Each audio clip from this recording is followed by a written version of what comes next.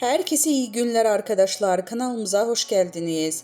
Sinem Ünsal yurt dışı çıkışı yasağıyla serbest bırakıldı.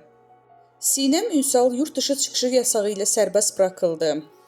Gözaltı kararı verilen ve ifade vermek üzere Mardin'den İstanbul'a gelen Sinem Ünsal, işlemelerin ardından yurt dışı çıkışı yasağı şeklinde adli kontrol şartlarıyla serbest bırakıldı. Son dalgada hakkında gözaltı kararı verilen isimler arasında oyuncu Sinem Ünsal da yer aldı. Ünsal ifadesinin ardından yurt dışı çıkış yasağı ile serbest bırakıldı. Ünsal süreçle ilgili yaptığı açıklamada adımın böyle bir konuyla anılmasından dolayı çok derecede üzgünüm ancak gerçeklerin ortaya çıkacağına inanıyorum ifadelerini kullanmış ve en kısa sürede ifade vermeye gideceğim söylemişti. Reytingler rekoru kıran Uzak Şehir dizisinde aile karakterine hayat veren Sinem Ünsal da çekimler için bulunduğu Mardin'den ifade vermek üzere İstanbul'a geldi.